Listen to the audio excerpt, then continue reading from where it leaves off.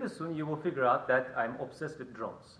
So continuing with my obsession, we have a very interesting autonomous vehicle research studio. So this is for drones and also ground robots. You can actually look around and see some of our drones, which is one of them is this one, Quanser. We work with Quanser. And you see over here we have 8 cameras.